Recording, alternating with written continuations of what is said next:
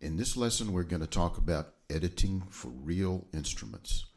I have gone to the CD that came with the textbook, and I have opened off of that CD an exercise called Flex Time, and that's what you see on the screen in front of you.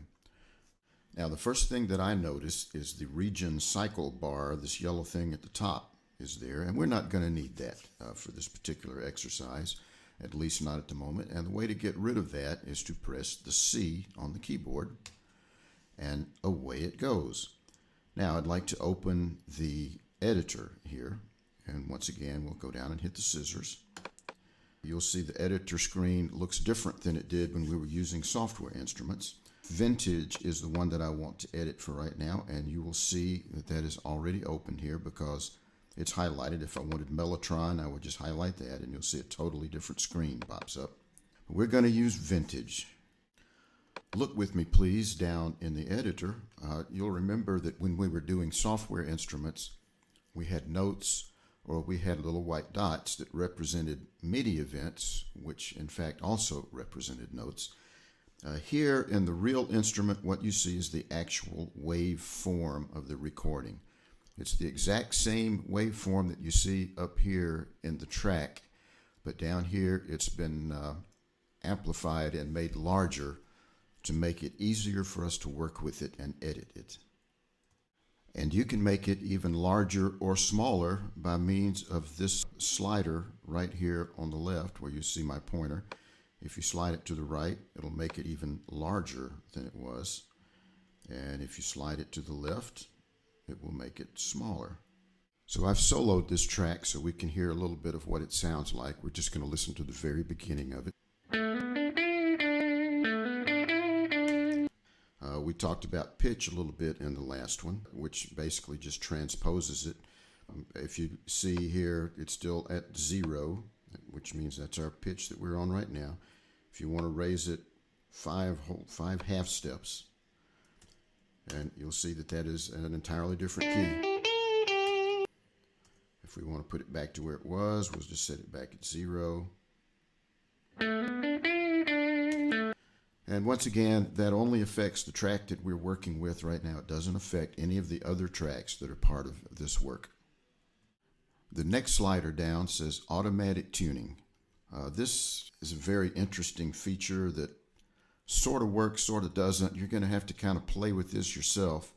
I'll play one example here. I'm still on the same track, Vintage Guitar, and we're going to play the first few notes. And then we're going to select that particular region that we just played. In order to select a region, if you look right here, you'll see where my pointer has turned into an X. And then we're going to click and we're going to drag. And we're going to select that particular region. And then we're going to tune it. We're going to take Automatic Tuning and we're going to turn it all the way up to 100%. And then we're going to put limit to key so that it will take notes that are not in the key that we're playing in and kind of put them in that key. And see if you can tell the difference between the original version and this version that we have right here. We're going to take the Automatic Tuning, we're going to set it back like it was, and uncheck our little box here. And we're going to play that again and see if you can tell the difference again.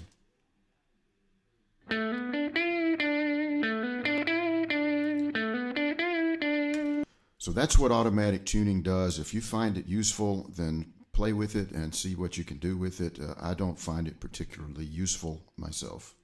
The third slider in the editing window is called Quantize Note Timing, and you'll notice that's very similar to the one that was in the software instruments. The only difference is this doesn't really work by itself with a real instrument. What you can do, however, is something called groove matching. To demonstrate groove matching, I have opened off of the same CD that came with your textbook something called Groove Track.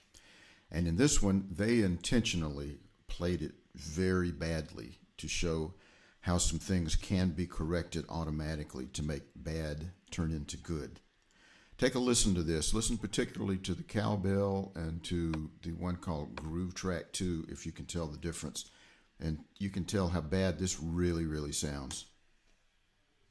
And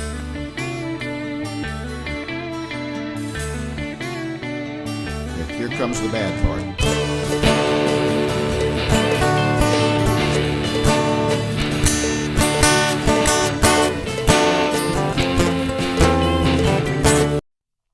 Well, that sounded like a complete train wreck, didn't it?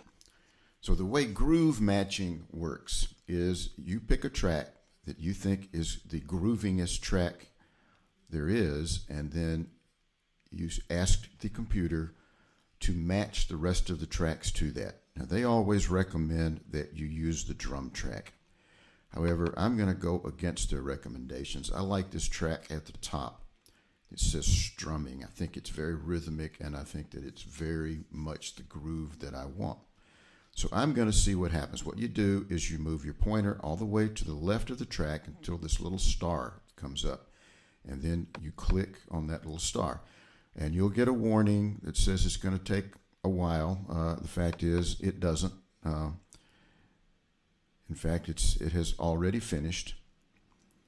And we're going to now see if it sounds any better than it did in the last time. Here it goes.